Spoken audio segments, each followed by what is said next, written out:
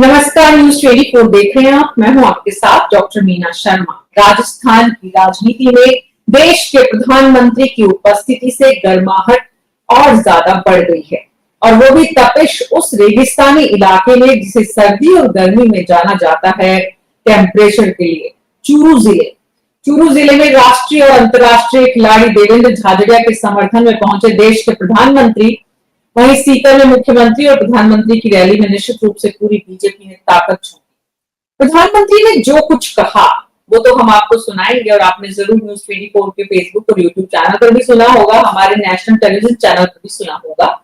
लेकिन चूरू, सीकर, झुंझुनू, ये तीनों जो लोकसभा क्षेत्र है, यहाँ पर एक बहुत बड़े समाज का जो असर होता है और जिसका नाम जाट समाज है, जिसे किसान वर्ग भी कहते हैं, वो बहुत बड़ी भूमिका निभाने वाला है। तीनों सीट का गणित जो है वो जाट वोट से प्रभावित होता है। चूरू जिले की चर्चा हमने आपके साथ पहले भी की है। आज हम प्रधानमंत्री जहां पहुंचे चूरू, उसके पड़ोसी जिले झुंझुनू में आपको लेकर चल रहे हैं। झुंझुनू वो लोकसभा क्षेत्र है जहां की जो मतदाता है वो बहुत बड़ा जागरूक है। यहाँ सिर्फ चुनावों के दिनों में राजनीति की बात नहीं होती है, बल्कि 365 दिन 24 घंटे यहाँ पर लोग राजनीति को जीते हैं। यहाँ से आज से दशकों पहले 2 महिलाएं निकली राजनीति के मैदान में, जिन्होंने राजस्थान की राजनीति में अपनी अलग पहचान बनाई। एक कमला बेनीवाल उप मुख्यमंत्री बनी, दूसरी सुमित्रा सिंह जो विधानसभा है उसमें अध्यक्ष बनी।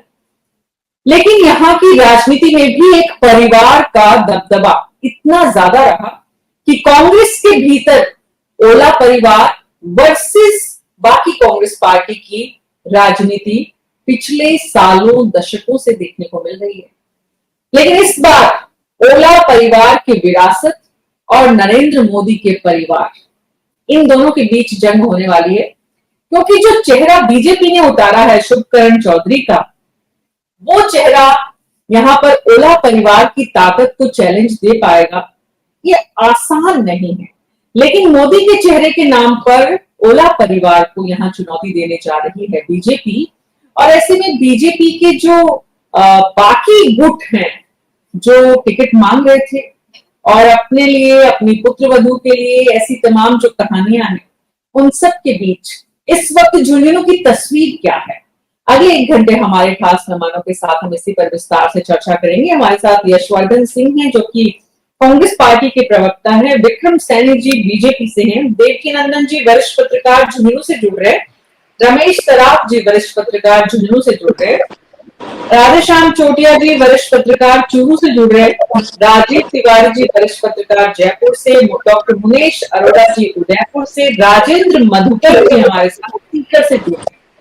तो हमने कोशिश की है कि इन तीनों जिलों की राजनीति के साथ साथ राज्य की राजधानी और मेवाड़ इलाका, जो राजस्थान की राजनीति को तय करता है, इन सब की नजर से हम देखते हैं शेखावाटी में पहले प्रधानमंत्री की यात्रा, और साथ ही झुंझुनू लोकसभा सीट पर इस वक्त की जो तस्वीर है।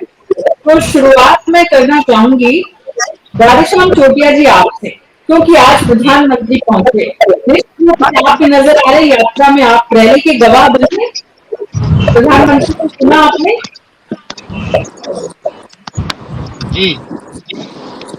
जी, तो क्या कैसी रही आज की रैली देवेंद्र झाझड़िया के समर्थन में, प्रधानमंत्री की मौजूदगी में बीजेपी ने कितनी अपनी ताकत दिखाई, और दरअसल इस ताकत को दिखाने के बाद वोट में तब्दील होने की जब बात आएगी तो तस्वीर कैसी अभी तक आपको चूरू की दिख रही है? लीड की दृष्टि से ताकत दिखाने में भारतीय जनता पार्टी निश्चित रूप से सफल हुई है, लेकिन वोट में परिवर्तन होगा कि नहीं होगा यह तो आने वाला समय ही बताएगा। लेकिन भीड़ ऐतिहासिक रही है, और प्रधानमंत्री ने भी चुन चुनकर एक एक मुद्दे पर विस्तार से बात की है, चाहे वो 3 तलाक का मुद्दा हो, चाहे वो यमुना के जल का मुद्दा हो, चाहे वो ईआरसीपी का मुद्दा हो, और चाहे देवेंद्र झाझड़िया को टिकट क्यों दिया गया है, इस बात को भी उन्होंने स्पष्ट रूप से अपने उद्बोधन में कहा है कि 2 साल पहले जब देवेंद्र झाझड़िया स्वर्ण पदक जीतकर मेरे पास आए थे, तो उनकी मां से बात करने के बाद मुझे ये लगा कि देवेंद्र झाझड़िया एक बेहद ही गरीब किसान के परिवार से है और उसने साहस के साथ भारत सरकार का मान बढ़ाया है। तो ऐसे व्यक्ति को खिलाड़ियों के मान सम्मान के रूप में आगे लाना चाहिए और मैंने उस वक्त ही ये निर्णय कर लिया था कि इनको अवसर दिया जाएगा। जी, तो राधेश्याम छोटिया जी, बीजेपी ने पूरी ताकत लगाई, बीजेपी की पूरी लीडरशिप स्टेट की जो है, स्टेट लीडरशिप पूरी एकजुट हुई और देश के प्रधानमंत्री का अपना एक करिश्माई व्यक्तित्व, तो वो जो भीड़ उमड़ी और एक तरफ राहुल कस्वां जिस भीड़ को जुटा रहे हैं, दोनों में क्या फर्क महसूस करते हैं आप तीनों में बैठकर? देखिए, आज की जो भीड़ थी उसका बाकी तो सभी अपना ऑडियो ऑफ कर लीजिए प्लीज। उसका श्रेय अगर जाता है तो वो पूर्व नेता प्रतिपक्ष राजेंद्र राठौड़ को जाता है। बेहद सलीके से, योजनाबद्ध तरीके से उन्होंने ऐसी ऐतिहासिक मीटिंग नरेंद्र मोदी की करवाई है। और जहां तक बात राहुल कस्वां की है, तो राहुल कस्वां के अब तक के जितने भी, चाहे वो चूरू विधानसभा क्षेत्र के 2 दिवसीय चुनावी दौरे का हो या अन्य तहसीलों में, उन्होंने कभी भी अभी तक मुद्दे पर कोई बात नहीं की है। उन्होंने अपना पूरा जो फोकस है वो राजेंद्र राठौड़ को रखा है, यानी उसको अप्रत्यक्ष रूप से हम जाट बनाम राजपूत भी कह सकते हैं, क्योंकि वो बार बार सामंतवादी सोच के कारण से मेरा टिकट कटा है, काका ने मेरा टिकट कटाया है, इस तरह के मुद्दे अपने भाषणों में लगातार कह रहे हैं। अन्य चूरू लोकसभा क्षेत्र में किसी विकास कार्य को लेकर अभी तक उनकी जबान से कुछ भी प्रस्फुटित नहीं हुआ है। और साथ ही आश्चर्यजनक बात यह है कि राहुल कस्वां कांग्रेस में आ गए हैं, लेकिन राहुल गांधी, खड़गे या प्रदेश के किसी भी कांग्रेस के नेता का नाम अपनी जुबान पर लाने में अभी तक हिचकिचा रहे हैं और अपनी उपलब्धि के रूप में भी जो कुछ बता रहे हैं वो 10 साल के प्रधानमंत्री नरेंद्र मोदी के कार्यकाल के दौरान जो कार्य, चाहे रेलवे की वो बात करते हो, चाहे अन्य बात करते हो, चाहे किसानों को मुआवजे की बात करते हो, उपलब्धि के रूप में वो अप्रत्यक्ष रूप से नरेंद्र मोदी की उपलब्धि को भी प्रस्फुटित अपनी जुबान से कर रहे हैं। तो ऐसे में संगठन से दूर होकर बिना संगठन की ताकत के कांग्रेस पार्टी की ताकत उन्हें कितनी मिल रही है, ये भी मैं आपसे समझूंगी राधेश्याम छोटिया जी। लेकिन रमेश सराफ जी के पास चलते हैं। झुंझुनू पर ये जो राधेश्याम जी ने जो बताया है कि चूरू में दरअसल किसान वर्ग और सामंत वर्ग के खिलाफ इस लड़ाई को लाने की कोशिश जो राहुल कस्वां कर रहे हैं, उसका असर क्या आप झुंझुनू में भी देख रहे हैं? राधेश्याम सराफ जी, क्या झुंझुनू में ओला परिवार अपनी विरासत को बचा पाएगा?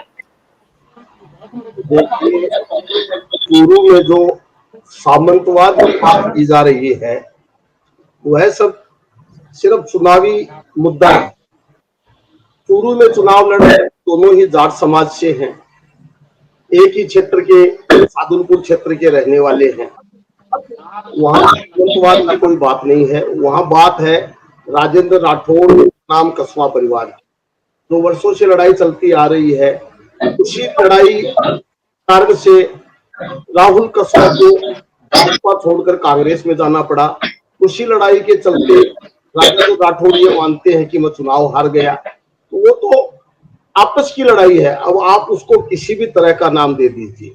रही बात झुंझुनू की, झुंझुनू में एक समय था ओला परिवार का बहुत दबदबा था। जब शीश राम जी ओला जिंदा थे, वो बड़े राजस्थान के बड़े मजबूत नेता थे। झुंझुनू से लगातार 5 बार सांसद रहे, 9 बार विधायक रहे, जिला प्रमुख रहे, कई पदों पर रहे। उन्होंने 4 सरकारों में केंद्र में मंत्री रहे, राजस्थान में कई मुख्यमंत्रियों के साथ मंत्री रहे। 2 था जब शीशराम ओला राजस्थान के पावर नेता हुए। आज समय बदल गया है। आवाज जी आप बोले रमेश सराफ जी, बाकी सभी लोग प्लीज अपना ऑडियो बंद कर लीजिए प्लीज। जी रमेश जी, आज समय बदल गया है। शीशराम ओला जी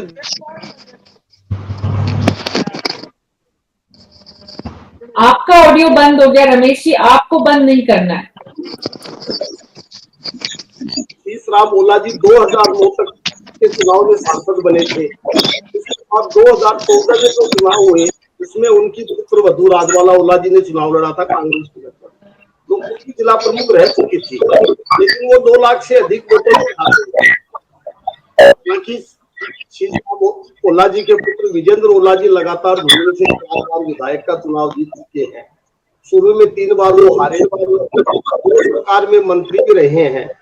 लेकिन अब जो चुनाव है वह चुनाव आज देश के अंदर जो भारतीय जनता पार्टी 400 सीटों का नारा दे रही है वह एक बड़ा मुद्दा है। कांग्रेस झुंझुनू जिले में हमेशा से मजबूत रही है, लेकिन वह फिर भी हार जाती है क्योंकि आपसी नेताओं की लड़ाई है। कांग्रेस के उनमें सूत्राघात होता है। यदि कांग्रेस के जो विधानसभा में प्रत्याशी थे या हुए विधायक हैं वह सब मिलकर मन से ओला जी की मदद करेंगे तो निश्चय ही ओला जी वरना परिणाम उनके विपरीत जा सकता है, कुछ कहा नहीं जा सकता। जहां तक सूत्र तो अभी स्थिति स्पष्ट नहीं है, अभी अनिश्चितता की स्थिति है। और ऐसा नहीं है कि ओला परिवार जो है वो अपनी जिस तरह शीशराम ओला ने जितनी बड़ी उपलब्धि राजनीति के मैदान में हासिल की, परिवार अब जो है उसी तरह से पूरे जनमानस को अपने साथ ले पाएगा। विजेंद्र ओला कितने कामयाब होंगे ये देखना होगा। लेकिन देखिए नंदन जी, आपके पास आती हूं मैं। मेरी आप सबसे हम्बल रिक्वेस्ट है, आप बाकी सभी लोग अपना ऑडियो बंद कर लीजिए। देखिए नंदन जी, एक तरफ रमेश जी ने जो बात कही वो बिल्कुल सही है मैडम। अभी एक सवाल और चाहती हूँ जिसका जवाब आप दें कि कांग्रेस पार्टी की अंदरूनी क्लेश, अंदरूनी कलह है झुंझुनू में और प्रदेश में जो है। बीजेपी की भी अंदरूनी कलह झुंझुनू में, जो टिकट के दावेदार थे, जो सांसद थे, जिनके टिकट कटे, और सबकी अंदरूनी कलेश जो है वो बीजेपी के कैंडिडेट को कितना नुकसान करेगी। वहां बीजेपी कितनी लामबंद है, एकजुट है। देखिए, ये तो चाहे कांग्रेस हो बीजेपी हो, जिसको टिकट नहीं मिलता है वो विरोध करता ही है। परंतु आज वोटर बहुत समझदार है। मेरे विचार से झुंझुनू का अगर ये देखा जाए तो ओला परिवार को मतलब फायदा मिल रहा है, ये लोग मानते हैं। बाकी मोदी लहर के अंदर शुभकरण मजबूत दावेदार रहेगा और जितना अभी तक शुभकरण का विरोध इतना ज्यादा रूप में टिकट के दावेदारों का सामने नहीं आ रहा है और वो किसी का छोटा मोटा विरोध है तो शुभकरण जी बराबर सबके संपर्क में है। ओला जी मजबूत कैंडिडेट है, उनका परिवार मजबूत था, जैसा रमेश जी ने भी बताया, आपने भी बताया, ये बात सही है। परंतु मोदी लहर जो 400 प्लस सीटों की बात करते हैं तो वोटर समझदार है। वोटर को ये लगता है कि अगर हमने ओला जी को जिताया तो हमारे मतलब इसको झुंझुनू को क्या मिल पाएगा, और अगर शुभकरण को जिता दिया तो वो केंद्र से कुछ मदद लेकर के आएंगे। ये भी एक बहुत बड़ा फैक्टर काम करेगा। जी, तो ऐसे में इसमें कोई दो राय नहीं है, झुंझुनू शेखावाटी का जो वोटर है वो बड़ा जागरूक है, राजनीतिक रूप से सक्रियता रहती है। ऐसे में एक जो नैरेटिव बन रहा है कि ये पूरा का पूरा चुनाव किसान वर्ग और सामंत वर्ग आमने सामने नहीं, ऐसी कोई बात नहीं है। अभी बड़े नेताओं की रैलियां कांग्रेस की भी नहीं हुई है, बीजेपी की नहीं हुई है, क्योंकि असमंजस देखिए चुनाव का मतलब ही ये है कि कब ऊंट किस करवट बैठ जाए। और फिर भी चुनाव के जब बड़े नेताओं की रैली कांग्रेस की होगी, बीजेपी की होगी, वोटर्स का भी अभी मान लो करीब 14 दिन वोटिंग होने में, 19 तारीख को वोटिंग है, आज 5 तारीख हुई है, वोटिंग में भी अभी समय है। वोटर भी अभी माहौल को देख रहा है, परख रहा है। तो ऐसा लगता नहीं है कि आज अपन ये बात कह सकते हैं कि बीजेपी जीतेगी, कांग्रेस जीतेगी। लेकिन फिर भी वोटर यहाँ का जागरूक है। मेरा यही विचार है कि भी सब समीकरण 1 हफ्ते में क्लियर हो जाएंगे और कैंडिडेट दोनों ही सशक्त है, इसमें कोई दावा नहीं है। जी, तो दोनों कैंडिडेट सशक्त हैं और दोनों कैंडिडेट, एक तरफ मोदी का चेहरा है, दूसरी तरफ ओला परिवार का राजनीतिक इतनी जबरदस्त मजबूत पृष्ठभूमि है, और तीसरी तरफ दोनों राजनीतिक दलों की आंतरिक क्लेश गतिरोध भी है, कम ज्यादा लेकिन है जरूर। तो देखिए सब जगह ही रहेगा, एक टिकट तो कोई भी पार्टी एक आदमी को देगी, तो वो जो दूसरा दावेदार है वो तो देखो विरोध करेगा। लेकिन अब सवाल ये है कि शीर्ष नेतृत्व उस विरोध को कैसे मतलब उसको हल कर पाता है, ये उसके ऊपर रहता है। जी निश्चित रूप से। तो मैं वापस आप लोगों के पास आऊंगी। राजीव तिवारी जी, इसका मतलब एक बात यहाँ पर साफ हो गई है कि इस चुनाव में मुद्दों के नाम पर अब जैसे जैसे चुनाव नजदीक आता जा रहा है, वैसे वैसे मुद्दों के नाम पर एक तरफ मोदी का चेहरा है और दूसरी तरफ मोदी का विरोध है। नहीं, ऐसा कोई वो नहीं है, क्योंकि देखिए अगर मोदी का चेहरा होता तो आज मोदी जी को सभा में इतने सारे मुद्दों पर इस विस्तार से बात करने की जरूरत नहीं होती। और जैसा अभी देवकी नंदन जी बता रहे थे कि लोगों को ये लगता है कि शुभकरण जी जीत जाएंगे तो केंद्र से ज्यादा मदद झुंझुनू को मिल पाएगी। तो पिछले 2 बार भी झुंझुनू से भाजपा के ही सांसद थे, तो क्या वहां पर केंद्र से कोई मंत्रिमंडल में जगह मिली या कोई केंद्र से बहुत बड़ी मदद मिल गई, वहां पे कोई बहुत बड़ी योजनाएं आ गई, कुछ ऐसा अगर कुछ हुआ हो तो देवकी नंदन जी बताएं। देखिए मदद मिलनी नहीं मिलनी ये तो देखो आंकड़ों का खेल है। अब ये मैं राजनीतिक तो हूं नहीं, बाकी फर्क जरूर पड़ता है। आज क्या होता है कि अगर कभी भी जैसे जो सरकार है अभी जैसे मान लो भाजपा की सरकार राजस्थान में बन गई, अब अगर कांग्रेस के कैंडिडेट के पास कोई भी आदमी किसी काम के लिए जाता है, उसे काम नहीं करना, तो सबसे पहला उसका जवाब यही होता है कि भाई हमारी सरकार नहीं है। देखिए ये बात अलग है कि सरकार हमारी नहीं है, लेकिन पिछले 10 साल में सरकार भी आप ही की है, तो झुंझुनू का ऐसा क्या विकास हुआ, काम क्या हुआ, सवाल ये है। काम क्या हुआ वहां पे? विक्रम सैनी जी बड़ी अब जो वहां के नागरिक देख रहे हैं कि 2 टर्म के अंदर हमारा कितना काम हुआ, तो अगले टर्म में क्या शुभकरण जी जीत, वो भी मजबूत कैंडिडेट है, ऐसा नहीं है। कोई ये नहीं है कि ब्रजेंद्र ओला से वो जीत नहीं सकते। ब्रजेंद्र ओला और उनकी कड़ी टक्कर रहेगी, और अपर हैंड इसलिए रहेगा क्योंकि बीजेपी की सरकार है, बीजेपी का एक टारगेट है, बीजेपी के लोग ज्यादा सक्रिय हैं, पन्ना लेवल तक वहां पे सक्रियता दिखाई दे रही है कार्यकर्ताओं में, नेताओं में, जो अभी कांग्रेस में नहीं दिखाई दे रही। ब्रजेंद्र ओला जी के लिए सबसे बड़ा, और कांग्रेस के जो बाकी भी 25 कैंडिडेट, मतलब 3 में तो 2 पे समझौता हुआ है, बांसवाड़ा में भी उन्होंने अपना कैंडिडेट बना दिया है, तो बाकी जगह पे भी आप देखें तो हर जगह जो एक सक्रियता की कमी नजर आ रही है, वो आगे जाकर चुनाव में काफी और पिछले 2 चुनावों में भी हमने देखा है कि विधानसभा में भले ही कांग्रेस जीत गई हो, लेकिन 25 की 25 सीटें जब लोकसभा के चुनाव आए तो वो भाजपा के पक्ष में चली गई या उसके गठबंधन। तो ये सारी चीजें हैं। और जो आज की रैली थी चूरू की,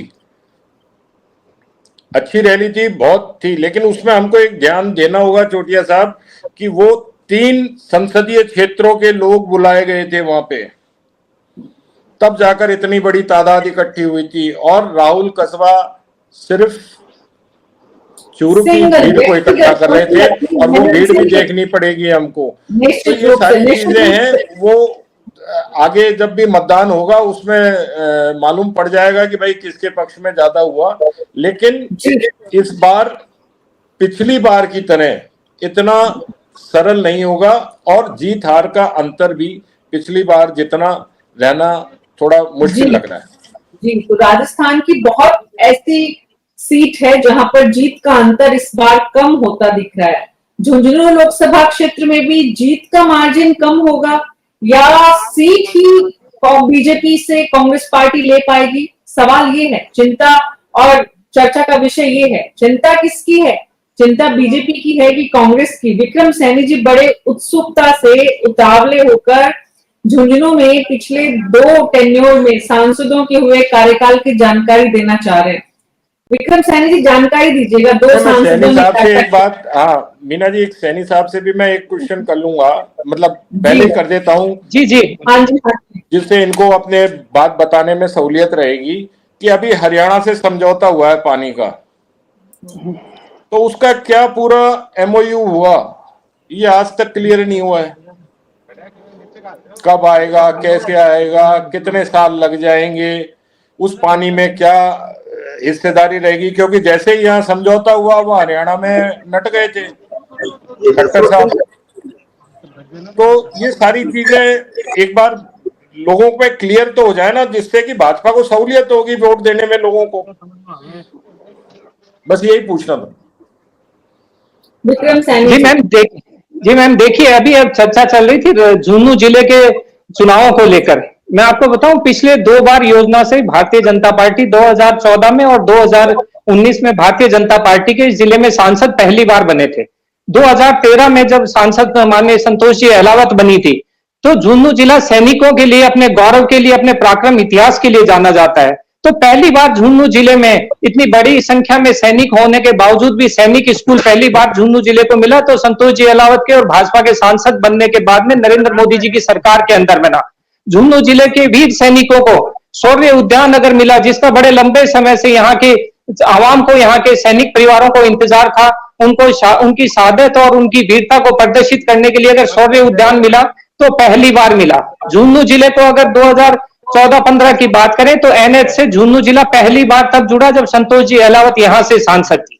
तो झुंझुनू जिले की अगर बात करें तो ओला परिवार के पूर्व में लेके और उसके बाद में अगर अब के सरकार, अब अगर पिछले टर्म को भी आप लें तो झुंझुनू जिले को मेडिकल कॉलेज मिला है। झुंझुनू जिले के बीडीके हॉस्पिटल के अंदर 250 सिलेंडर्स का आपको ऑक्सीजन का प्लांट मिला है। 4 यहाँ पर बाईपास रोड निकली है, फतेहपुर है, पिलानी के अंदर है, मंडावा के अंदर है, झुंझुनू के अंदर है। तो झुंझुनू जिले के अंदर बात करें, एक बहुत लंबा समय भारतीय जनता पार्टी के पास नहीं रहा, लेकिन 10 सालों का एक गौरवमय इतिहास भी भारतीय जनता पार्टी के साथ रहा था। अभी आप तुलना कर रहे थे माननीय श्रीशाम जी ओला के साथ। ओला जी ने झुंझुनू जिले के लिए 2 काम बहुत अच्छे किए। एक तो काम उनकी नजर में हो सकता है कि वो बहुत बढ़िया हो, झुंझुनू जिले के अंदर कॉपर प्लांट होता था, वो खुद खान मंत्री थे और एक ऐतिहासिक और अंतर्राष्ट्रीय स्तर की पहचान रखने वाला कॉपर प्लांट जहां लाखों लोगों को नौकरी और रोजगार के अवसर प्राप्त करते थे, वो माननीय शीशराम ओला जी के खान मंत्री रहते हुए बंद हुआ था। दूसरा, शीशराम ओला जी ने नहर के नाम पर जो यहाँ की भोली भाली जनता को बहलाते रहे। और मैं आपको बताऊं, सूरजगढ़ के अंदर एक चिड़िया गांव है जहां पर वो हर बार जाते और चुनाव से पहले एक पत्थर लगाते और वहां पर फावड़ा चला के नहर का उद्घाटन कर देते थे। और जनता पिछले 25 साल से 30 साल से शीशाम जी ओला से उस नहर के आने का इंतजार करती रही थी। तो जनता ने एक तरफ शीशाम ओला के नहर के वादे देखे हैं, उनके रोजगार के नाम पर कॉपर प्लांट के अंदर जिस तरह से बंद होकर युवाओं के साथ जो छल करके और झुंझुनू जिले के सबसे बड़ा जो रोजगार का साधन था उसे छीन लिया गया। तो शीशराम ओला जी के एक लंबा समय, कांग्रेस का एक लंबा समय और भारतीय जनता पार्टी के 10 सालों की अगर तुलना की जाए, क्योंकि अब 10 सालों में देखिए एक ऐसा नेता था जिसके कमिटमेंट के प्रति लोगों का विश्वास था, जिसकी वजन पत्ता के ऊपर विश्वास था। लोग जानते थे कि गारंटी का मतलब नरेंद्र मोदी है। विक्रम जी, लेकिन हर बार आपने 3 चुनाव, तीनों बार आपने कैंडिडेट बदले। आपने कैंडिडेट क्यों बदले, ये जनता पूछेगी सवाल। आपकी सांसद की परफॉर्मेंस कोई क्राइटेरिया नहीं था। अगर आपने इतना काम किया तो फिर सांसद को उसका उत्साहवर्धन और उसका पुरस्कार तो मिलना चाहिए। लेकिन मैं यशवर्धन सिंह जी के पास पहले जाऊंगी, यशवर्धन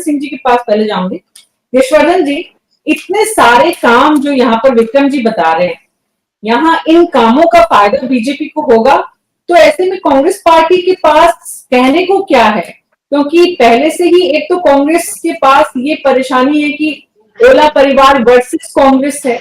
तो ऐसे में चुनाव में सवाल ये है कि जो मार्जिन है उसको ही आप कम कैसे करेंगे? मीना जी, कांग्रेस पूरी तरह एकजुट होकर चुनाव लड़ रही है। पूरे जिले में हमारे 8 में से 6 विधायक हमारे जीते हुए हैं। बहुत मजबूत टीम है इस वक्त कांग्रेस की। और उसको अगर आप ग्राउंड पे एनालिसिस करेंगे तो आपको पता लग जाएगा कि बीजेपी पूरी तरह पिछड़ चुकी है इस पूरे चुनाव में। दूसरा जो आप बता रहे हैं, हमारे जो कैंडिडेट है विजेंद्र जी ओला और बीजेपी के जो कैंडिडेट है शुभकरण जी, इन दोनों में जमीन आसमान का अंतर है। आपको शायद मैं याद दिला दूं, जिले में एक सबसे बड़ा घोटाला आज तक का हुआ है, टोल घोटाला, जिस पर मैं सुप्रीम कोर्ट तक लड़ा। सुप्रीम कोर्ट तक लड़कर 4 टोल बंद करवाए। वो सारे के सारे टोल जो हमारे भाजपा के प्रत्याशी हैं उनके थे। हेडलाइंस पे अखबारों में महीनों तक लगातार छपता रहा कि इसमें इतना बड़ा घोटाला हो गया है, पैसे खा गए हैं। तो जनता, हर घर की जनता जानती है कि टोल का घोटालेबाज कौन है। तो जब ये वोट मांगने जाते हैं, पीछे से लोग हंसते हैं कि यही वो व्यक्ति है जिसने हमारे टोल के पैसे खा लिए। 250 करोड़ रुपए का घोटाला, अभी हाईकोर्ट ने 2022 में रिकवरी निकाली, उसमें एंटी करप्शन ब्यूरो में मुकदमे दर्ज हुए हैं। तो इस तरह का हमारे जो कैंडिडेट है विजेंद्र जी ओला, उनके ऊपर कहीं कोई एक छोटा सा दाग भी नहीं है। तो जनता जो कैंडिडेट देख रही है, सबसे पहले तो उन दोनों में बहुत बड़ा फर्क है। दूसरा, जैसा अभी विक्रम मेरा छोटा भाई है, इसने बताया यमुना के मामले में, मैं 6 साल से खुद पीआईएल में लिटिगेंट हूं और मेरी पीआईएल के कारण 31,000 करोड़ रुपए की डीपीआर 2020 में केंद्रीय जल आयोग को भिजवा दी। 4 साल तक केंद्रीय जल आयोग उस 31,000 करोड़ की डीपीआर को दबा के बैठा रहा, क्योंकि यहां पे राज्य सरकार थी कांग्रेस की और ये किसी भी तरीके से चाहते नहीं थे कि ये काम हो कांग्रेस के रहते हुए। तो ये एक राजनीतिक द्वेषता के चलते पूरे जिले को इन लोगों ने प्यासा मारा है इन लोगों ने। तो ये बात पूरे जिले की जनता जानती है कि यमुना जल समझौते को किस तरीके से दबाया गया। और अभी ये जो कथित एमओयू की बात कर रहे हैं, 2 बार कोर्ट में तारीख पड़ चुकी है उस कथित एमओयू के होने के बाद, लेकिन ये कोर्ट में भी स्टेटस रिपोर्ट दाखिल नहीं कर रहे हैं कि हमने वो एमओयू किया क्या है। जनता को नहीं बता रहे हैं, विपक्ष को नहीं बता रहे हैं, कोर्ट को नहीं बता रहे हैं, उसको बिल्कुल छुपा रखा है। तो हम सारी जनता अब इस बात पे पूरे में संशय आ गया है कि इन लोगों ने कोई एमओयू किया भी है या केवल चुनावी जुमला था, केवल चुनावी साल में, चुनावी महीने में आकर ये केवल एक घोषणा कर दी कि हमने एमओयू कर लिया। तो एमओयू कर लिया तो है कहां वो एमओयू? उसका प्रारूप तो दिखाइए, कोर्ट को तो दिखाइए कम से कम। कोर्ट आपसे पूछ रहेगा आपने क्या एमओयू किया है, वहां पे कोई कागज नहीं दे रहे। 17 फरवरी को ये एमओयू किया, उसके बाद में मार्च में तारीख आ गई, अभी 2 अप्रैल को तारीख थी। कल के पूरे अखबारों में हेडलाइन न्यूज है कि साहब इन लोगों ने कोर्ट में भी कोई एमओयू नहीं शो किया। तो इस तरीके से ये लोग राजनीति कर रहे हैं। और अगर तो सवाल ये है यशवर्धन सिंह जी, जितनी बातें आप बता रहे हैं, क्या वाकई में झुंझुनू लोकसभा क्षेत्र में ये मुद्दे आप जनता तक पहुंचा पा रहे हैं? राजेंद्र मधुकर जी, आप सीकर बैठकर सुनते हैं तो झुंझुनू में इन सब मुद्दों की चर्चा होती है? इस चुनाव में कहीं मुद्दे जनता के बीच पहुंच रहे हैं? से मैडम मैं अभी लक्ष्मणगढ़ से आ रहा हूं, जहां से प्रदेशाध्यक्ष है कांग्रेस के गोविंद सिंह डोटासरा। आज मुख्यमंत्री लाल शर्मा जो है वो स्वामी सुविधानंद सरस्वती के समर्थन में आए थे और उन्होंने अपने पूरे भाषण में किसान और नौजवानों की बात की। उन्हें पता है कि शेखावाटी है, वहां सबसे ज्यादा कृषि से जुड़ा हुआ एक वर्ग है जो निश्चित रूप से बड़ा वोट बैंक है। और ऐसे में माना जाता है कि जाटों को साधने के लिए मुख्यमंत्री भजन लाल ने कहा कि स्वयं एक किसान हूं और किस तरह से आपने देखा होगा पिछले 5 सालों में किसान के जो बच्चे हैं जो भारतीय सेना में रहते हैं, शेखावाटी जनपद हृदय स्थल सीकर, यहाँ के जो सैनिक है वो सरहद पर रहते हैं, 50 डिग्री तापमान पर वहां रहते हैं, -50 डिग्री शीतलता में वो रहते हैं। तो एक तरफ जो है यहाँ का जो किसान है भीषण गर्मी में जिस तरह से वो धरती का सीना चीर करके सोना पैदा करता है, वहीं सरहद पर जो सैनिक है वो सुरक्षा करता है। लेकिन इन्हीं किसानों के साथ धोखा हुआ है पिछले 5 सालों में कि यहाँ यही वो स्थान है जहाँ के यहाँ का एक व्यक्ति जो प्रतिनिधि है वो पेपर लीक में इन्वॉल्व है और उन्होंने कहा कि हमने 84-85 लोगों को गिरफ्तार कर लिया है और आने वाले दिनों में हम एक गिरोह के जो सरगना है उनको गिरफ्तार कर रहे हैं। धीरे धीरे हम आरपीएससी की ओर बढ़ रहे हैं। डीपी जारोली की बात वहां की गई। कुल मिलाकर यहाँ किसानों के मुद्दों को उठाया गया। यहाँ पे जो यमुना जल समझौता 1992 की बात उन्होंने की। उन्होंने कहा किस तरह से शिक्षा मौला जो झुंझुनू लगातार वोट लेते रहे हैं उनका जिक्र किया। उन्होंने कहा कि 1994 से लेकर के अभी तक किसी ने भी इस पर जिक्र नहीं किया, चर्चा नहीं की, लेकिन मैंने एक दिन अपने फाइल निकाली और स्वर्गीय भैरू शेखावत का जो यमुना जल समझौता है उस पर हमने काम किया और शेखावाटी को जल मिलेगा। कुल मिलाकर के यहाँ जो बड़ा मुद्दा शेखावाटी में सैनिक और किसान तो किसानों के मुद्दे को प्राथमिकता से उठाया गया। जी मैंने जी डॉक्टर मुनीश अरोड़ा, क्या वाकई में जल समझौता, ये जो जितना भी ईआरसीपी को लेकर बवाल मचा हुआ है और एमओयू अभी तक जनता के सामने नहीं है, क्या झुंझुनू लोकसभा क्षेत्र का सक्रिय, जागरूक, राजनीतिक रूप से जो पूरी तरह से सजग नागरिक है, वोटर है, क्या वो वोट देते समय इस बात को याद रखेगा? मीना जी, सबसे पहले तो मैं बता दूं, हम लोग जो मेवाड़ में बैठे हुए हैं, हम लोग जो यहाँ से देखते हैं झुंझुनू को, उसमें मुख्यतः 5 फैमिलीज हैं, जाट फैमिली, जिसमें मिर्जा, बेनीवाल, ओला, कस्बा, मदेना और डटोथरा फैमिली। ये 4-5 ऐसी फैमिलीज हैं जो कि पूरे एरिया को जाट फैमिलीज है या राजनीतिक रूप से सशक्त फैमिली मानी जाती है।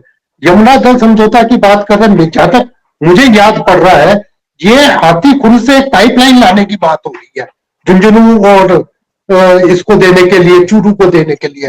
वो ईआरसीपी का अलग मामला है और इसका मामला सिर्फ पाइपलाइन का है। वो पाइपलाइन से पानी लाया जाएगा झुंझुनू और चूरू के लिए। वो थोड़ा सा क्लियर कर लेंगे मेरे साथी लोग कि वाकई वो है या ये है। नंबर 2, जहां तक आपने कहा था कि वोट के लिए, वोट के अंदर मेरे को अच्छी तरह से याद है, इतने साल के जर्नलिज्म में शीशराम ओला जी थे, जिन्होंने उदयपुर अपने राजस्थान की ब्यूरोक्रेसी में सीएस को और बड़े बड़े आईएएसओ को बड़े बाबू कह के बुलाया था। किसी ने आज तक आईएएस ऑफिसर को बड़ा बाबू नहीं कहा। शीशराम ओला जी थे जिन्होंने दबंगता से राज किया और उस एरिया में अपनी दबंगता से काम किया।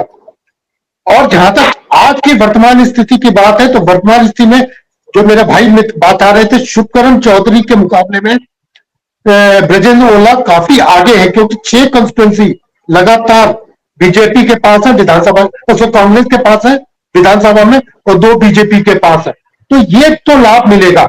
आज जो मोदी जी की बात आपने कही है, जो मेरे साथी लोग कह रहे थे, तो थोड़ा सा मैं उस पर भी आना चाहूंगा।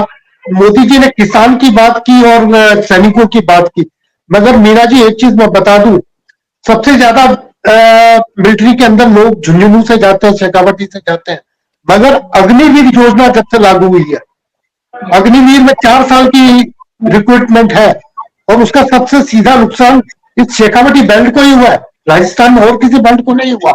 4 साल की नौकरी मिलती है, उसके बाद वो बाहर आएगा या परमानेंट होगा या उसका क्या भविष्य होगा, वो आज हम नहीं कह सकते। तो अग्निवीर योजना जो मोदी जी ने बिल्कुल उसका नाम तक भी नहीं लिया, उसके अंदर उन्होंने उनके दुखों को बताया कि हमने सैनिकों के लिए ये किया, मगर जो बेरोजगारी की बात कांग्रेस उठा रही है, महंगाई की बात उठा रही है, एमएसपी की बात उठा रही है, उसके ऊपर कोई बात आज मोदी जी की सभा में नहीं हुई।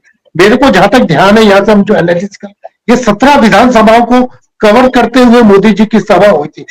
मोदी लहर है, इससे मना नहीं किया जा सकता। मोदी जी का चेहरा आगे है, इससे मना नहीं किया जा सकता।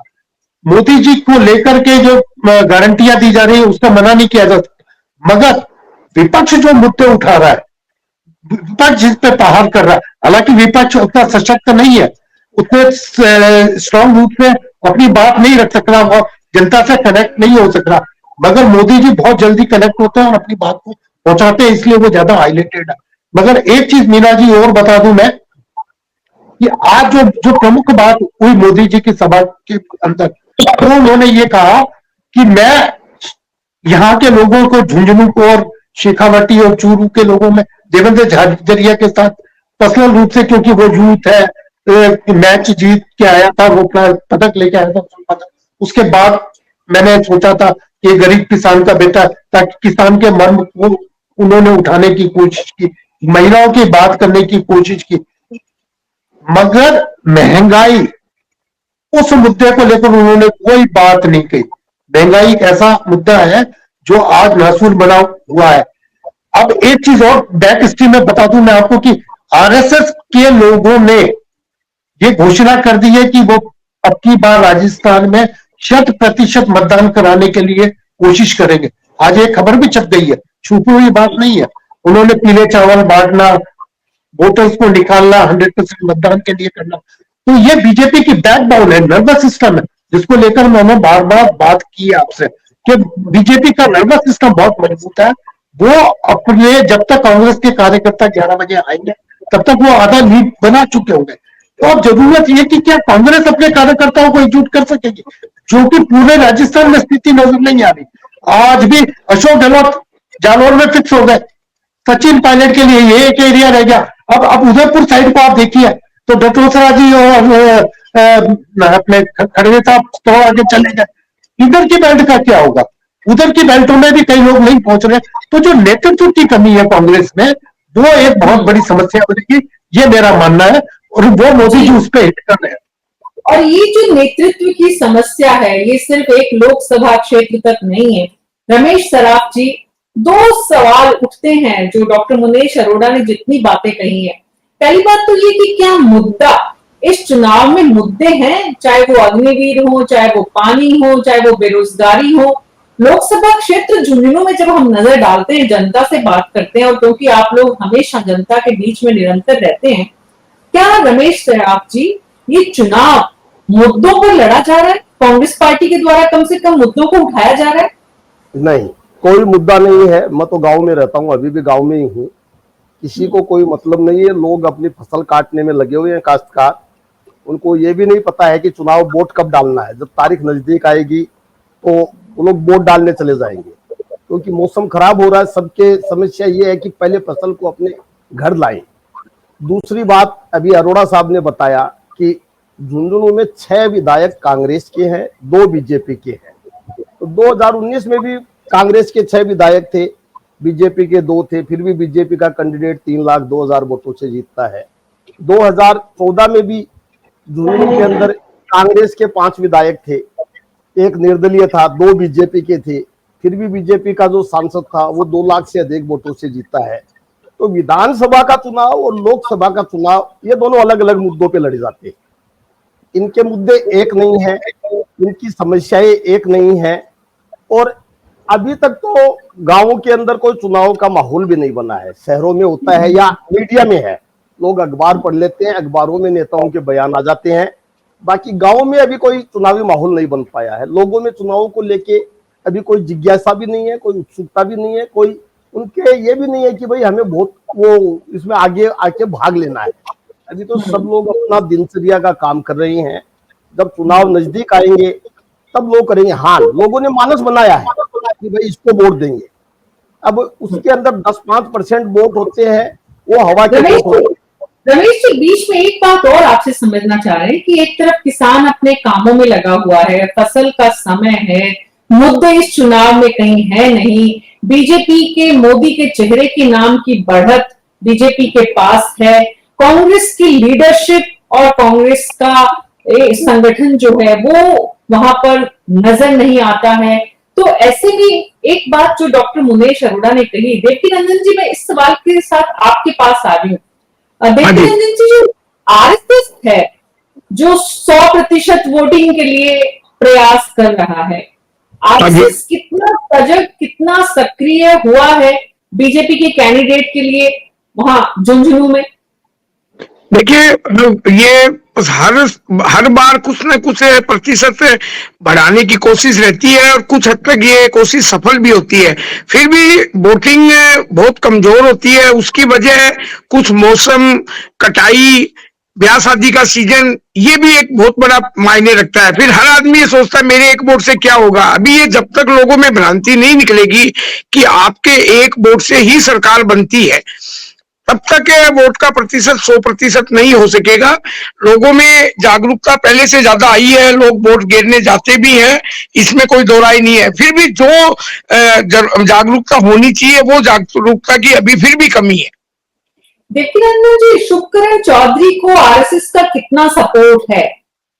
देखिए, मेरे हिसाब से तो देखिए, शहर में, गांवों में तो जैसे ये अपने मेरे को ज्यादा पता नहीं है। बाकी शहर में तो मतलब करीब करीब वोटर्स है वो आरएसएस के हो, व्यापारी वर्ग हो या बीजेपी के हो, कहीं पे ऐसे कोई फूट जैसा कोई माहौल दिख नहीं रहा है। विरोध जैसा माहौल भी कोई नहीं दिख रहा है। बाबू जी पिछली बार निर्दलीय इनके सामने, बबलू चौधरी के सामने चुनाव लड़े थे, वो भी 2 दिन से भाजपा ज्वाइन कर ली है। तो वो भी कोशिश करेंगे कि भाजपा कोई मतलब वोट दिलाए। तो अभी तक तो सब एकजुटता ही नजर आ रही है। अब अंदर से क्या होता है उसका कुछ पता चल नहीं रहा है। रमेश सराफ जी, पूरे देश में इस वक्त एक सवाल है कि जो बीजेपी का जितना भी टारगेट है उसमें जो बड़ी भूमिका निभाएगा वो आरएसएस निभाएगा। झुंझुनू में इस वक्त आरएसएस जो है वो कितना सक्रिय हो चुका है, हुआ है? क्योंकि एक तरफ आप बोल रहे हैं वोटर चुनावी माहौल बना नहीं है, वहीं दूसरी तरफ ये लोग पन्ना प्रमुख तक पहुंचते हैं, तो अभी आरएसएस किस मुद्रा में नजर आ रही है आपको? देखिए, आरएसएस झुंझुनू जिले में शहरों तक ज्यादा है, गांव में आरएसएस नहीं है। जितनी भी आरएसएस की शाखा लगती है अमूमन शहर या कस्बे नुमा बड़ी जगह पे ही लगती है, गांव में नहीं लगती है। आज जब चुनाव नजदीक आएंगे तो आरएसएस के जो लोग जुड़े हुए हैं, कार्यकर्ता हैं, पदाधिकारी हैं, वो गांव में भी आएंगे, अपनी विचारधारा के लोगों से मिलेंगे, संपर्क भी करेंगे। और अभी तक तो जो आरएसएस के लोग हैं वो शहरों में ही है, गाँव में कम है अभी जी। गाँव में तो वैसे ही प्रसार कम है। मीना जी, आप तो खुद ही यहीं से रहने वाली हो, आप तो जानते हो कि शेखावाटी की कल्चर को भी जानते हो, आपको भी पता है, पूरा हर चीज का पता है। अपने यहाँ तो जब चुनाव नजदीक आएंगे तभी गाँव में ज्यादा वोटों का वो हलचल मचेगी। अभी कुछ भी नहीं है, बिल्कुल भी नहीं है प्रसार। मैं तो ये कहता हूँ गाँव में बिल्कुल भी नहीं है। अब जैसे कल उदयपुर वाटी में शुभकर्ण जी घूम के गए, लोग मिल गए, उन्होंने जिसको मीटिंग में आना आ गई। कल विजेंद्र जी ओला आएंगे, वो भी घूम के चले जाएंगे। तो अभी तो लोग बस आते हैं, जो जिनको समय मिलता है वो सुन लेते हैं, लेकिन जैसे 2-4-5 दिन का समय रहेगा तभी हलचल बढ़ेगी चुनावों की। जी बिल्कुल। राधेश्याम चोटिया जी, ये जो बात रमेश सराफ जी ने कही और ये बहुत सिग्निफिकेंट है आज के, जब हम एक तरफ तो डेमोक्रेसी की मजबूती की बात करते हैं, दूसरी तरफ हम युवाओं की राजनीति में सक्रियता की बात करते हैं। चुनाव का माहौल जो होता है वो चुनाव की आज 5 तारीख है। पिछले चुनावों को आप देखते हैं, कई चुनाव आपने देखे हैं, विधानसभा के, लोकसभा के। लोकसभा के चुनाव में माहौल बनते बनते कब तक कितना समय होता है, चुनाव की तारीख से कितना पहले माहौल जो है वो एकदम वाकई में बस हमेशा की तरह ही हो रहा है, या अब चुनावी माहौल भी कम होता जा रहा है? निश्चित रूप से मैम, चुनावी माहौल धीरे धीरे कम होता जा रहा है, क्योंकि एक कारण तो इसका यह भी है कि नेताओं की कथनी और करनी में जो अंतर नियमित रूप से चला रहा है, चाहे कांग्रेस हो चाहे भाजपा हो, तो लोग वही रुचि लेते हैं जो नेताओं के इर्द गिर्द लगे रहते हैं। उनकी तो मजबूरी भी है रुचि लेना। आम जो व्यक्ति है वो न तो जहां तक संभव हो मीटिंगों में जाना चाहता और न ही पॉलिटिक्स पर किसी अनजान आदमी के साथ बात करना चाहता। ये तो मीडिया का कमाल है, क्योंकि यूट्यूब का जमाना है और यूट्यूबर गली गली गांव गांव घूम रहे हैं, इसलिए लोगों को लगता है कि चुनाव है। अगर जनता की हम वास्तविकता पर नजर डालें तो कहीं ऐसा नहीं लगता कि लोकसभा जो देश का भविष्य तय करने वाली है उसका चुनाव चल रहा है। यशवर्धन सिंह जी, आपने सभी लोगों को सुना होगा, चुनाव के वक्त भी अगर विपक्ष, अपोजिशन और सत्ता में बैठे हुए लोगों को चुनौती देने वाली कांग्रेस पार्टी और कांग्रेस का अलायंस अगर जनता के बीच में नहीं है, मुद्दों की बात नहीं हो रही है, तो आप किस आधार पर अपने लिए जनता को वोट के लिए, मतलब आप उम्मीद कर रहे हैं घर में बैठकर? जी नहीं, मैं पिछले कई दिनों से ग्राउंड में हूं, प्रत्याशी के साथ भी गया हूं। हमारे सारे विधानसभा में लगातार अलग अलग जितने भी कैंडिडेट्स हैं हमारे, जो जीते हुए हैं, हारे हुए हैं, वो सारे के सारे प्रचार कर रहे हैं।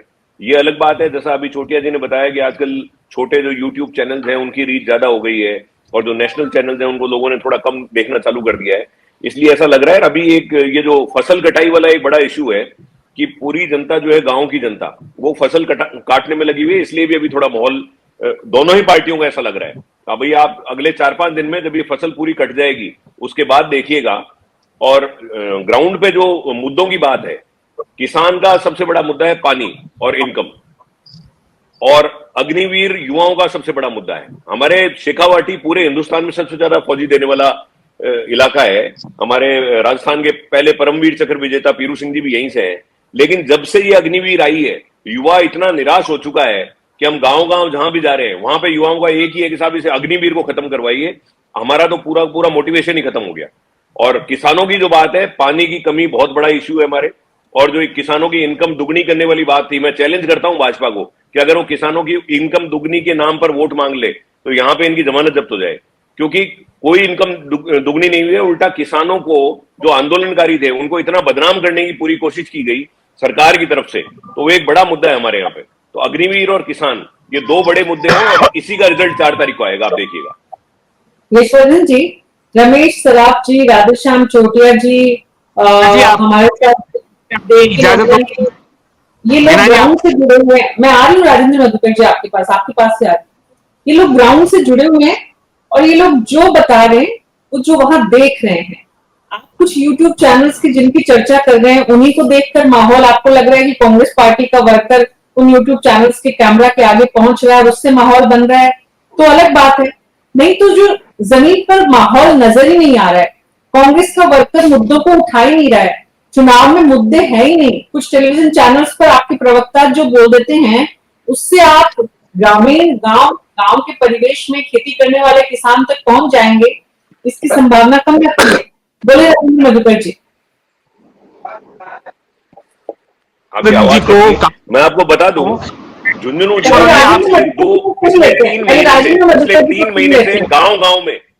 पिछले 3 महीने से गांव गांव में किसान यमुना के मुद्दे पर धरने पर बैठे हैं, अभी भी धरने चल रहे हैं। तो जो ग्राउंड पे जो मुद्दे हैं बिल्कुल स्थापित मुद्दे हैं। अग्निवीर स्थापित मुद्दा है, पानी की किल्लत स्थापित मुद्दा है, किसान की आय स्थापित मुद्दा है। इन सब पे ऑलरेडी काम हो रहा है और इसके साथ में पेपर लीक वाला मुद्दा है, वो भी बहुत बड़ा मुद्दा है। बहिष्कार करने की बात कर रहे हैं, कुछ गांवों ने बहिष्कार कर दिया चुनाव का कि हमारी किसी मांग को 10 साल में सुना नहीं गया तो हम बहिष्कार करते हैं चुनाव का। तो इसलिए मुद्दे हैं वहां पे, और अभी एक बार ये खेती का काम पूरा हो जाए उसके बाद में आप देखिएगा पूरी तरह बाहर निकल कर आ जाएगा सारा माहौल। रमेश सराफ जी ने बताया पेपर लीक का मुद्दा भी है, बहुत बड़ा मुद्दा है युवाओं में इस समय जो पकड़े जा रहे हैं। झुंझुनू जिले का भी सब इंस्पेक्टर पकड़ा गया है, चूरू का भी पकड़ा गया है, चारों तरफ के पकड़े जा रहे हैं ट्रेनिंग में से। जो पेपर लीक है ये बहुत बड़ा मुद्दा है और इस मुद्दे पर कांग्रेस कटघरे में रहती है, क्योंकि हर सरकार में पेपर लीक हुआ है, कोई सरकार दूध की धुली नहीं थी। लेकिन जो ताजा मुद्दा जो पकड़े जा रहे हैं, अभी लेटेस्ट में कांग्रेस की सरकार गई है, उनके समय में भर्तियां हुई है, नई सरकार ने अभी भर्ती शुरू नहीं की है, तो वो भी एक बहुत बड़ा मुद्दा है। जी राजेंद्र मधुकर जी है, कांग्रेस सरकार के वक्त ही गठित हुई थी, इसके लेयर्स उतरते अब अपराधी पकड़े जा रहे हैं। आप सुनने की थोड़ी ताकत भी रखिएगा। मैं बताता हूं आपको कि आखिर क्या कारण है कि लोकसभा के चुनाव में उस तरह का उत्साह नहीं है। उसका कारण है कि कांग्रेस का हरावल दस्ता चुनाव नहीं लड़ रहा है। न पूर्व मुख्यमंत्री अशोक गहलोत ने चुनाव लड़ने का मन बनाया, न सचिन पायलट ने बनाया, न गोविंद सिंह डोटासरा ने बनाया, न हरीश चौधरी ने बनाया, न शांति धारीवाल ने बनाया। कांग्रेस एक तरह से मनोवैज्ञानिक रूप से टूट चुकी है और वहां का जो द्वितीय कतार के जो योद्धा है उन्होंने ये चिंतन कर लिया कि निश्चित रूप से प्रथम कतार के जो योद्धा है वो युद्ध नहीं करना चाहते हैं, इसलिए पूरी तरह से मन से हार चुकी है। ये बड़ा मुख्य कारण मानता हूं मैं, मेरा मानना है।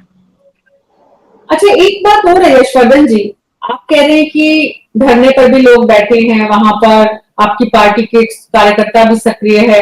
झुंझुनू में अभी तक कौन कौन से बड़े नेता आपके पहुंचे बड़ी रैली करने के लिए आपके उम्मीदवार के समर्थन में? नहीं, अभी आने वाले दिनों में बड़े नेता भी आएंगे। ये पूरा जैसे अभी तो मोदी जी पहली बार चूरू आए इस पूरे एरिया में ही, वैसे ही हमारे भी बड़े नेता अब आएंगे और सारा शेड्यूल है, पूरा प्लान है।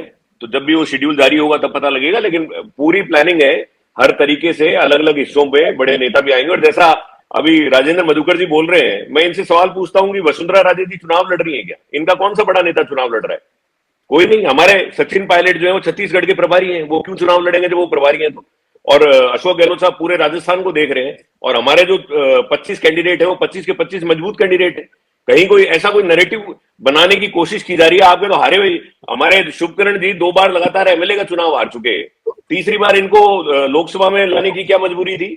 ये बड़े नेता है क्या? तो इनके बीजेपी के तो कोई बड़े नेता चुनाव लड़ ही नहीं रहे कोई, यानी वसुंधरा जी तो कैंपेन ही नहीं कर रही है पूरे राजस्थान पे भी, केवल अपने बेटे के पास है। ये तो बात वसुंधरा जी अपने बेटे के पास है, अशोक गहलोत जी अपने बेटे के पास है, राजीव तिवारी जी ये जो दूसरे लोकसभा राजस्थान में जा रहे हैं, अभी जयपुर आके गए हैं और कल भी जयपुर रहेंगे, हर जगह जा रहे हैं। जी, जयपुर की बैठकों में तो आना उनको जरूरी है, लेकिन सवाल ये राजीव तिवारी जी कि कांग्रेस को दरअसल लीडरशिप किसकी मिल रही है इस वक्त राजस्थान में, नजर आ रही है आपको? हमारे प्रदेश अध्यक्ष पूरे- हैं गोविंद पूरे डोटासरा जी, वो पूरी तरह देश लीडरशिप में दे रहे नजर हैं। नहीं आ गहलोत रही। साहब है, पायलट साहब है, सभी है। नहीं, देखिए, देश में ना हम तो लोग कैंडिडेट सीरियस है, देश ना में तो कम से कम कैंडिडेट स्पष्टता है कि अध्यक्ष कौन है, इतनी तो स्पष्टता है। यहाँ पे अध्यक्ष भी पूरे प्रदेश में नहीं जा पा रहे। झुंझुनू में क्योंकि वो किसान वर्ग से खुद आते हैं और आजकल तो वो लगातार जहां जाते हैं मंच पर डांस करते हैं, और उस डांस के भरोसे क्या वो राजस्थान में राजनीतिक डांस कराने में सफल होंगे? क्या सवाल ये है। देखिए, कुल मिला के बात आवाज ये कट रही है, मेरी आवाज कट रही है क्या? आ रही है सर। तो कुल मिलाकर बात यह है कि अभी अगर देखा जाए तो कांग्रेस उतनी सीरियस नहीं है, जबकि अब सिर्फ 14 दिन शेष है। अभी तक ना तो अगर देखा जाए, गांव की बात अलग है, वहां खेती किसानी का मामला है, फसल कटाई का काम चल रहा है, मौसम भी बिगड़ रहा है, उनको चिंता है, बारिश आ गई, ओले आ गए, आंधी चल गई तो उनकी फसल बर्बाद हो जाएगी, वो बात अलग है। लेकिन शहरों में क्या है, शहरों में तो सब काम वैसे ही है। अगर सक्रियता दिखाई जाती, आप ये देखिए, जयपुर जैसे शहर में ना तो कांग्रेस का उम्मीदवार दिख रहा है, ना बीजेपी का उम्मीदवार दिख रहा है। हमने तो विधानसभा चुनाव में ही अपने इलाके में कोई उम्मीदवार को आते जाते जनसंपर्क करते नहीं देखा। तो अब सीरियसनेस इतनी कम हो गई, सबको ये पता है कि ये केंद्र का चुनाव है, केंद्रीय नेतृत्व ही आएगा, वो हमारे लिए वोट मांग लेगा, वो कर लेगा, सारी चीजें हो जाएंगी।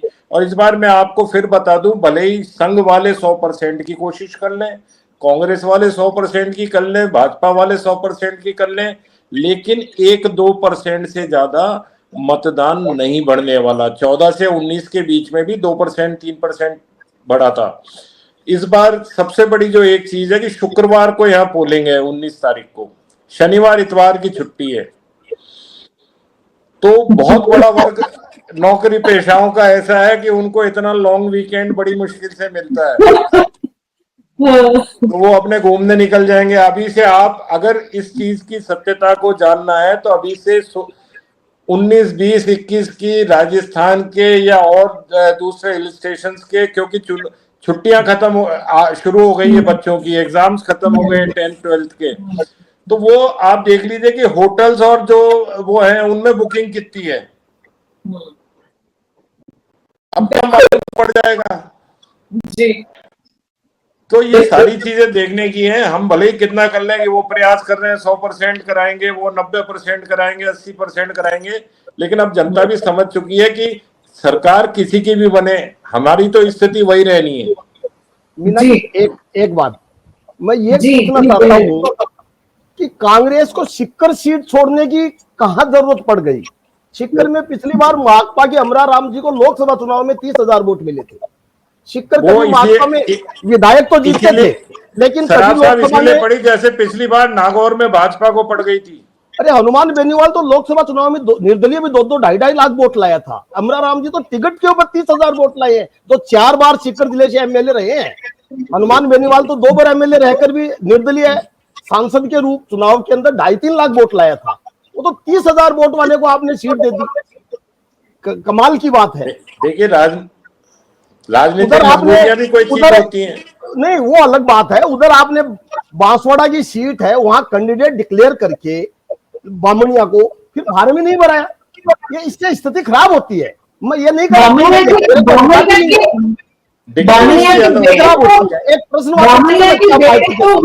बामनिया तो राजकुमार रॉथ के पहले दिन नामांकन में खुद पहुंचे हुए थे। नहीं, उसका कांग्रेस पार्टी को पता नहीं था कि गया था, खुद नहीं गया था।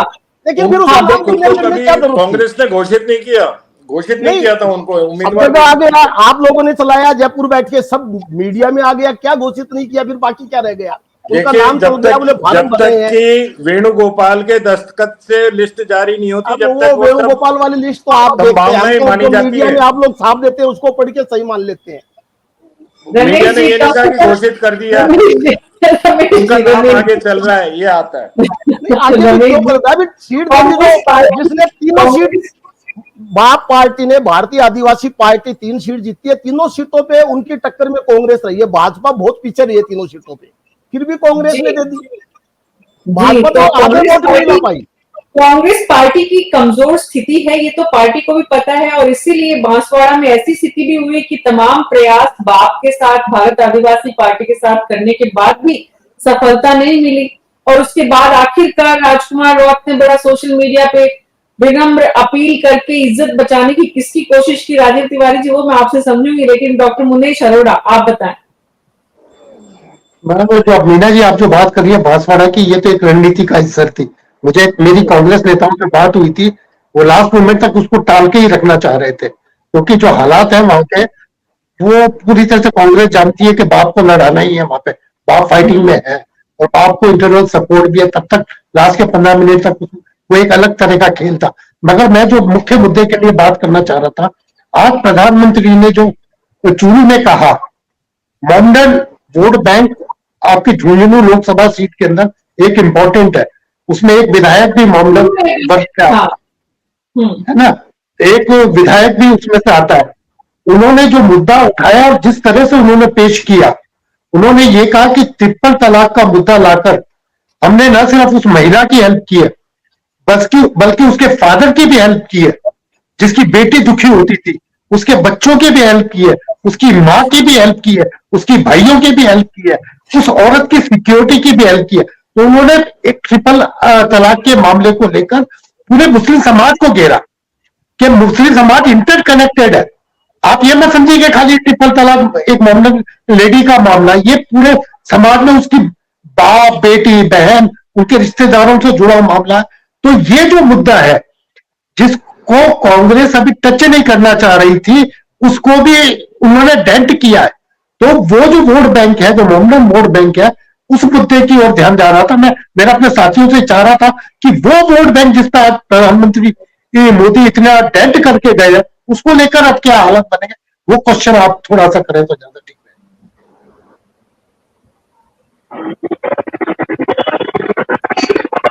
विक्रम सैनी जी बहुत देर से इंतजार कर रहे हैं, तो विक्रम जी एक बात तो साफ हो गई है कि ट्रिपल तलाक का उदाहरण देकर देश के प्रधानमंत्री ने यहाँ पर समाज विशेष को भी कहीं ना कहीं अपील की है कि भाई हमारा ध्यान रखें। देखिए मैम, सबका साथ, सबका विकास और सबके विश्वास के साथ काम करने वाली भारतीय जनता पार्टी है। इसी के कारण यहाँ जाति धर्म के नाम पे या राजनीतिक दलों पे संगठनात्मक राजनीति नहीं है। पार्टी ने जो एक लाइन ली थी, और वो मुस्लिम समाज को भी, अल्पसंख्यक समाज को भी ये समझ में आया कि ये सब विषय हमारे लिए बड़े लाभकारी हैं और हमारी सामाजिक व्यवस्था के लिए भी बहुत आवश्यक है। आप एक तरफ देखिए कि हम चर्चा कर रहे थे झुंझुनू जिले की राजनीति पे, तो मैं आपको बताऊं कि ओला परिवार पिछली बार भी 2014 में राजवाला ओला जी, संतोष अहलावत जी के सामने थी, और आप मानिए कमोवेश विधायकों की स्थिति भी यही थी कि 2 विधायक भाजपा के पास थे और 6 विधायक कांग्रेस के पास थे। उसके बावजूद भी राजवाला संतोष जी अहलावत से आधे मत भी प्राप्त करने में सफल नहीं हो पाए थे। तो देश की जनता किसी नेता के कमिटमेंट पे विश्वास करती है। भारतीय जनता पार्टी एक दिन के लिए वोट मांगने के लिए नहीं निकलती है। भारतीय जनता पार्टी 5 सालों के लिए जनता के बीच में रहती है, उनके मुद्दों के साथ रहती है, उनके दुख सुख में खड़े रहने के साथ होती है, अपनी योजनाओं से जनता को लाभ देने का प्रयास करती है। और इसी के कारण यह है कि देश की जनता एक तरफ नरेंद्र मोदी जी की गारंटी पे पूरा भरोसा करती है, क्योंकि लोगों ने देखा है कि इसी राजस्थान की भूमि पर राहुल गांधी जब 1 से 10 तक की गिनती गिन के जाते हैं और कर्जा माफी की बात करते जाते हैं, युवाओं के भत्ते की बात करके जाते हैं, और सरकार कोई भी काम करने में सफल नहीं हो पाती। पुरानी बात में नहीं जाते हैं विक्रम जी, वर्तमान में रहते हैं। लेकिन नंदन जी, क्या वाकई अभी झुंझुनू से 2 दिन पहले सभापति रहे हुए खालिद हुसैन ने भी कांग्रेस को छोड़ दिया है। ताजा घटनाक्रम है, वो सभापति रहे हैं, वो भी डायरेक्ट निर्वाचित सभापति रहे हैं, जिसमें जनता ने सीधे वोट दिया था। उसमें उन्होंने 2 दिन पहले दिया है, वो नीतियों से त्रस्त होके ही दिया है। जी, तो यानी बीजेपी मजबूत स्थिति में दिख रही है। सवाल ये उसके बाद भी देखते नंदन जी, अगर एक एक वोट की काउंटिंग देश के प्रधानमंत्री खुद कर रहे हैं, एक एक वोट के लिए टारगेट कर रहे हैं, क्या माइनॉरिटी की महिलाएं बीजेपी को वोट देगी? ये कुछ वोट प्रतिशत धीरे धीरे बीजेपी को माइनॉरिटी के मिलने लगे हैं। ऐसा नहीं है कि माइनॉरिटी के वोट बीजेपी जैसे पहले जीरो मानती थी।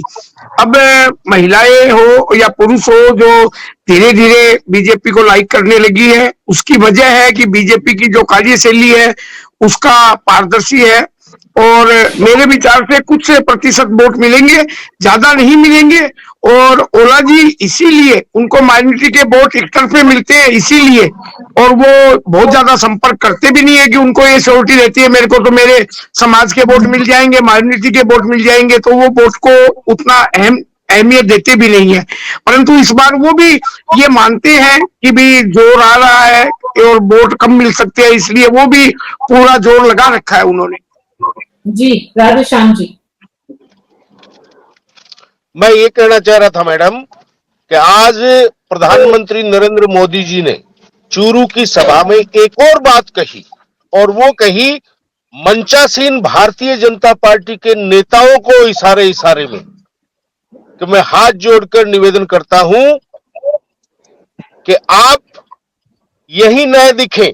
उनका कहने का अभिप्राय यह था कि मेरे को शकल दिखाने में ज्यादा रुचि न ले, जिनका जहां पर काम है वे वहां अपने काम पर ध्यान दे।